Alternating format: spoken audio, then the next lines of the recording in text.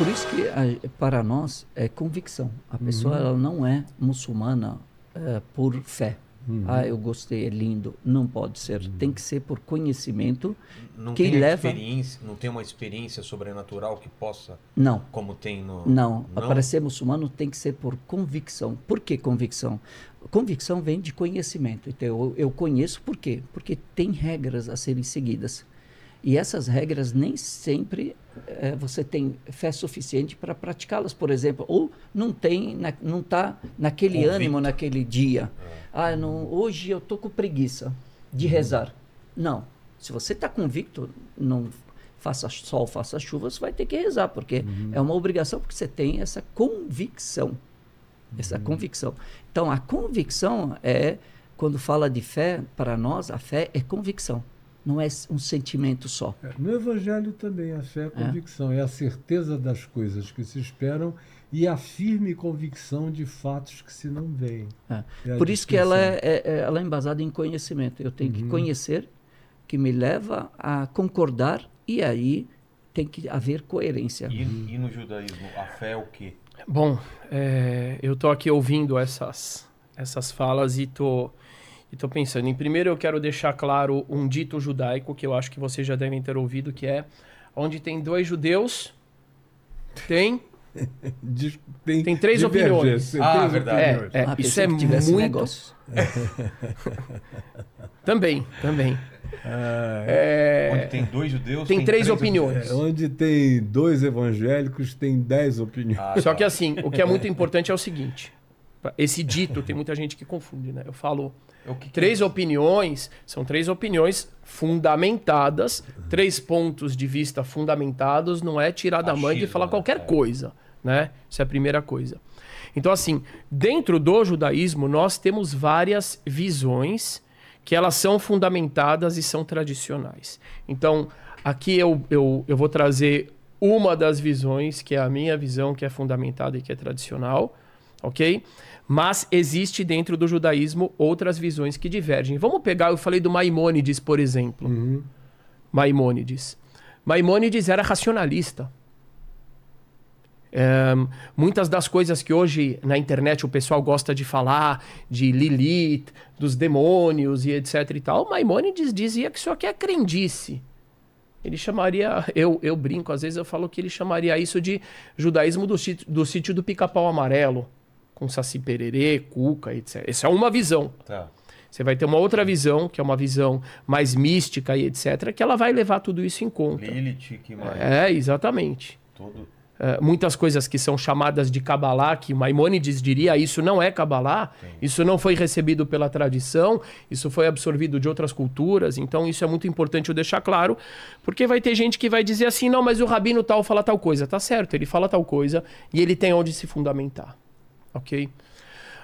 Bom, em relação a essa questão da experiência, em princípio, nós temos as duas coisas. A convicção. A gente tem a convicção, estamos falando de alguém que vem para o judaísmo. Você vem porque eu tive um sonho, porque eu tive uma experiência. Não. Não é assim. Por quê? Porque amanhã você pode ter outro sonho, e depois de amanhã um pesadelo, e aí vai mudar a tua realidade. Então a convicção é algo que é necessário, que é básico. Porém, eu trago uma questão que é assim, eu acho que é muito bonito, Sheik, quando a gente fala isso em relação a quem vem e muito real. Mas a gente tem uma outra pergunta que eu acho que ela é muito fundamental e pouco feita. E aquela pessoa que nasce dentro? E aquela pessoa que ela adere à religião não porque ela escolheu, mas porque seus pais falaram tem que ser assim, porque os seus avós falaram, porque o meio falou tem que ser assim.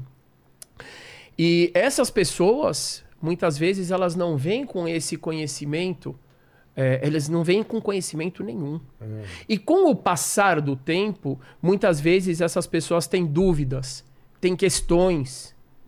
E é aí que entra a minha contribuição dentro dessa conversa.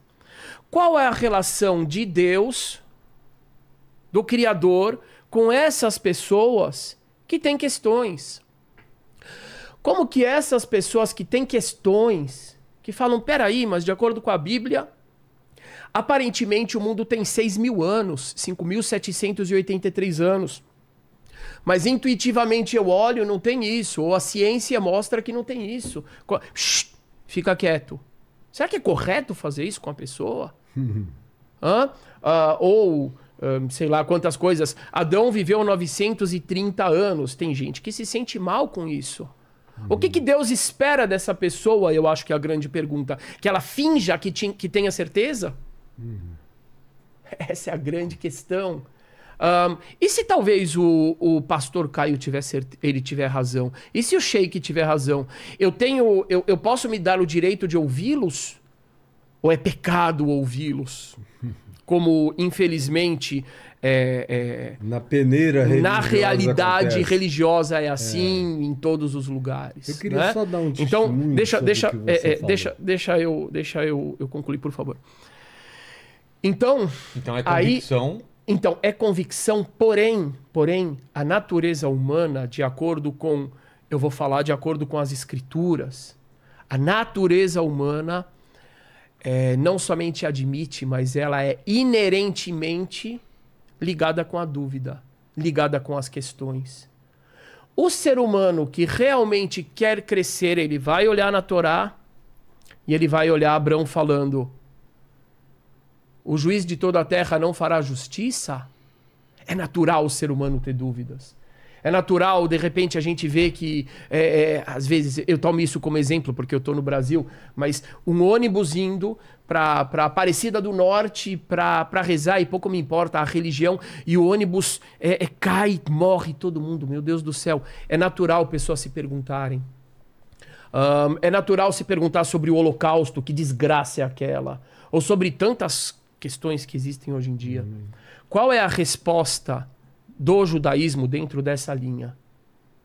É Abraão perguntando: o juiz de toda a terra não fará justiça? Mas no momento que Abraão pergunta isso, ele está esperando a resposta.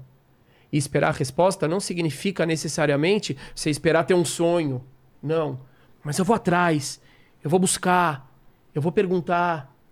Mas Deus vai tolerar a sua dúvida? Claro que vai.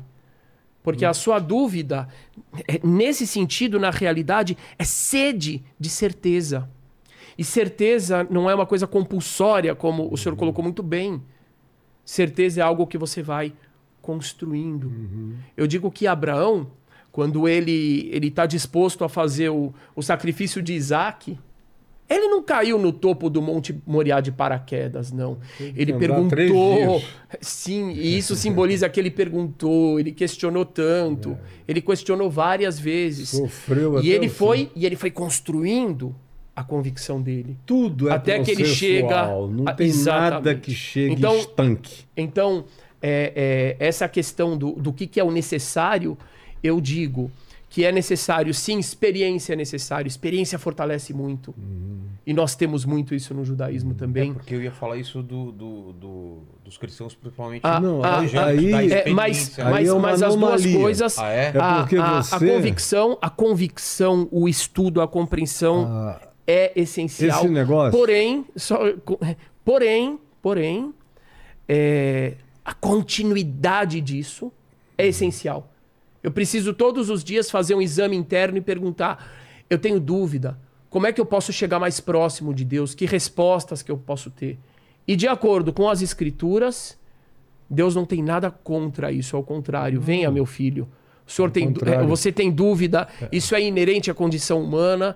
Nós religiosos, nós líderes religiosos, temos que estar na vanguarda da busca de respostas e de trazer essas respostas para as pessoas.